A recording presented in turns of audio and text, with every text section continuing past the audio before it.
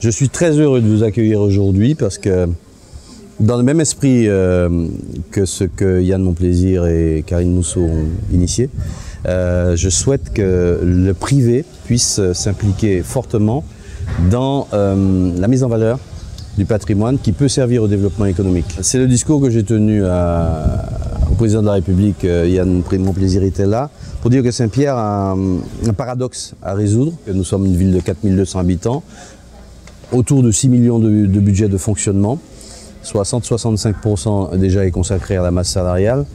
Reste peu de choses pour entretenir un bâti, des ruines qui sont à mettre en valeur. Donc Saint-Pierre est une ville à reconstruire. Saint-Pierre est une ville dont on doit valoriser les 15 sites et monuments classés au répertoire des monuments historiques.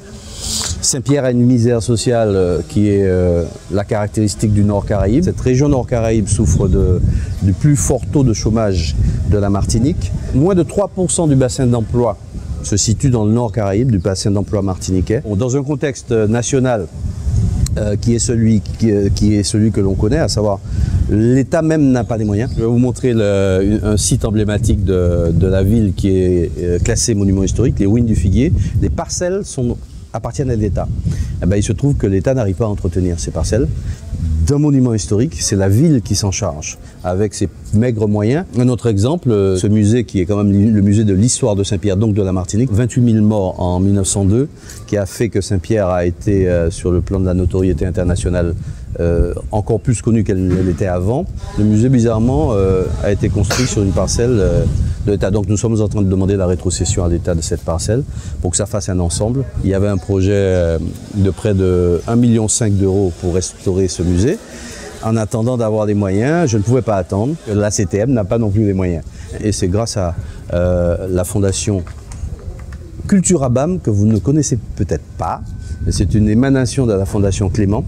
La fondation Clément a été la seule à se présenter lorsque nous avons fait appel à des acteurs du monde du privé pour prendre en charge ce musée dans sa restauration et sa gestion pendant quelques années par le biais d'une DSP. Cette fondation va restaurer et va gérer ce musée pendant 7 ans. Et même Madame Léotin a applaudi à cette idée. C'est dans une dynamique nationale, hein, l'État, le gouvernement incite à ce type de partenariat.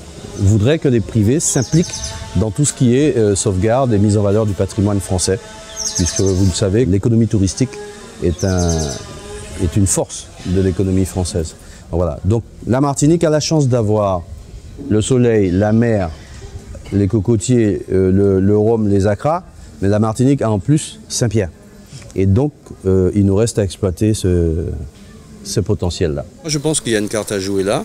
Ces sites sont totalement hors circuit touristique, pourraient générer un flux par eux-mêmes. J'ai entendu dire tout à l'heure par certains d'entre vous, où est-ce qu'on est là? Moi, je connais ça. Eh ben voilà. Donc, vous voyez le potentiel qu'il y a là?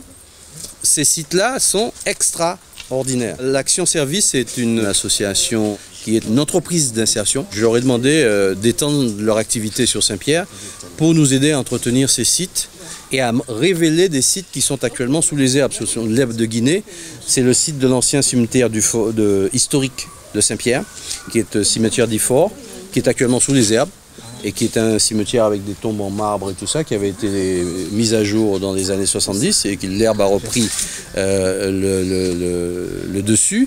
Donc ce site va être remis à jour avec une douzaine de jeunes qu'on va mettre en selle, qui vont se former à l'entretien spécifique de ces sites-là, peut-être une quinzaine d'ici janvier.